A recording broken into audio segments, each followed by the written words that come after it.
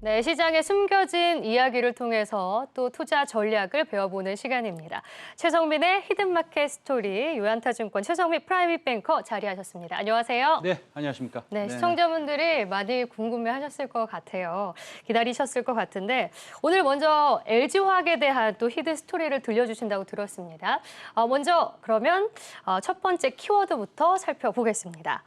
네, 첫 번째 키워드는요.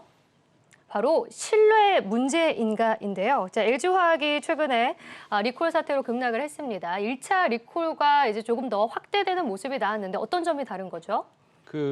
GM이 이제 7월 13일 날 볼트 EV 리콜 한다고 공표를 하지 않았습니까? 네. 그때 이제 2017년에서 19년까지 생산한 볼트 EV 차량인데요. 그때 이제 6만 8천 대 정도 됐습니다.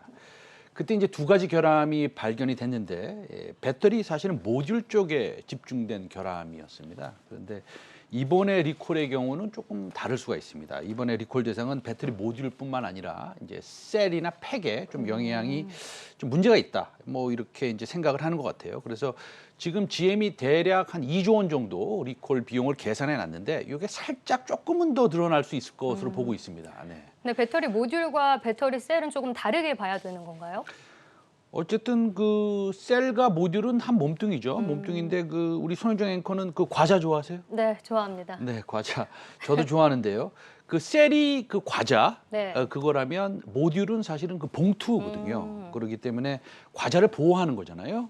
그래서 배터리 모듈은 셀을 외부 충격과 열로부터 보호한다. 뭐 이런 것이 이제 모듈입니다. 그렇군요.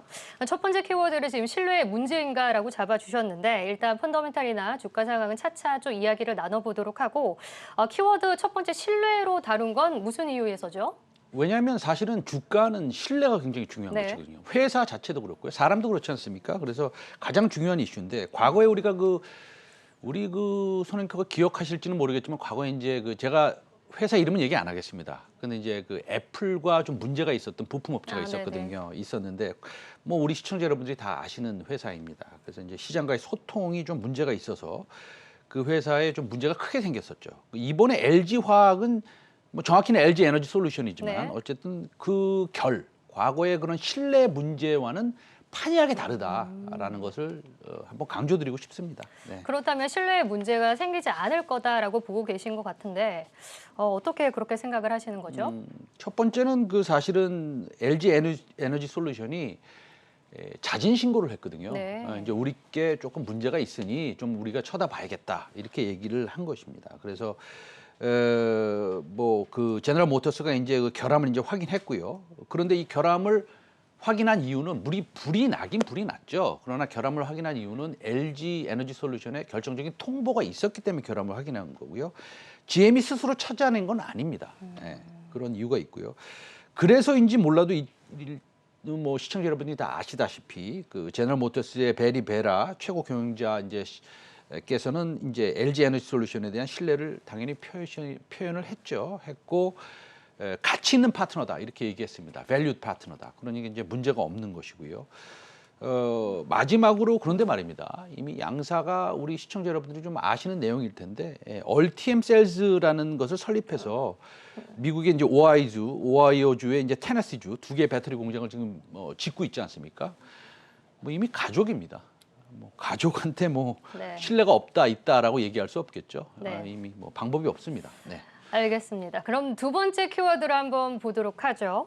바로 LG전자와 LG화학. 갑자기 LG전자라뇨? 이것도 사실은 주말에 한번 기사가 났더라고요. 네. 근데 이제 뭐냐면 관심 있는 분들은 다 아시는 내용이지만 LG전자가 2분기 실적을 냈는데 영업이익을 8,781억으로 이제 줄여냈어요. 1조가 넘었었는데 이제 한 2,300억이 감소가 됐는데 이게 왜냐면 리콜에 따른 충당금이 반영된 것이거든요. 그래서 이제 GM의 1차 리콜은 사실은 배터리 모듈에 좀 문제가 있었다. 그렇다면 모듈은 LG전자의 소관이기 때문에 여기서 양사라는 것은 LG전자하고 LG 에너지 솔루션이 이제 부담을 한 것이죠. 예. 그렇다면 이 LG 에너지 솔루션, 그러니까 LG화학이 모든 비용을 다 충당하는 게 아닌 건가요? 그렇죠. 이번에 인식되는 비용을 좀 계산을 한번 해보면 그 GM이 인식한다는 비용 우리가 이제 기사 다 나서 알지 않습니까? 뭐 2조 1,000억 정도 된다고 보고요. 그러면 과거의 사례를 보면 뭐 한 50대 50이지만 보수적으로 한 60%를 비용을 분담한다고 치고 LG 화학이 분담하는 게 아니라 이제 LG 그룹 전체가 이제 부담을 하는 것이죠. 네. 예, 그렇기 때문에 과거 LG전자가는 뭐 72%를 했어요. 왜냐하면 이제 모듈에 문제가 있었기 때문에.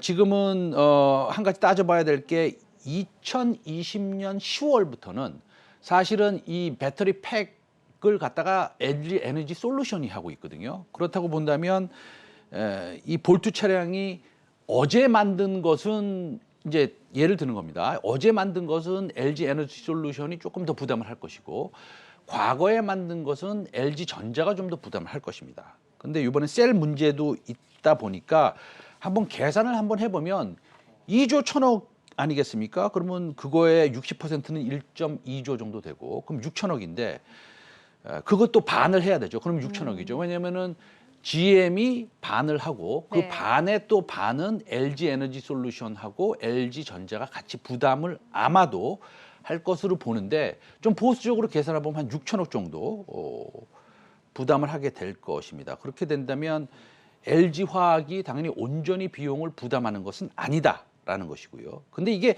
산업이 이제 발전하고 있지 않습니까? 네. 근데 발전하고 있는 데서 소위 이제 표현을 하자면 글리치라고 하는 것인데 이게 이제 뭐 딸꾹질이라고 표현하겠습니다. 근데 뭐 이 농담으로 제가 말씀드리면 네. 사실은 딸꾹질은 뭐 위암 같은 게 아니잖아요. 심각하지 않다. 그렇죠. 예, 이게 딸꾹질은 이렇게 맨밥 먹고 싶지 않으면 딸꾹질 다 스톱됩니다. 네.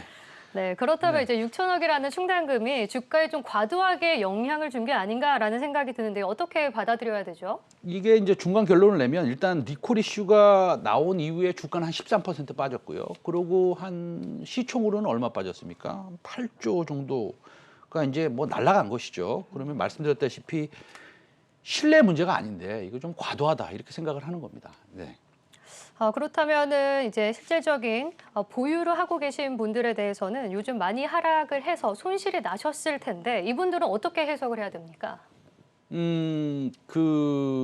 일단은 보유하고 계신 분들 있지 않습니까? 네. 보유하고 계신 분들은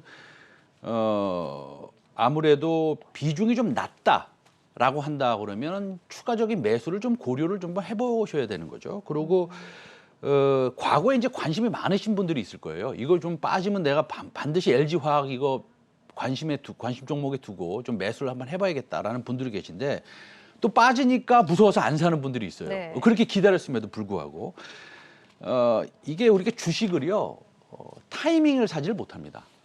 타이밍을 골라서 정확히 사지 못합니다.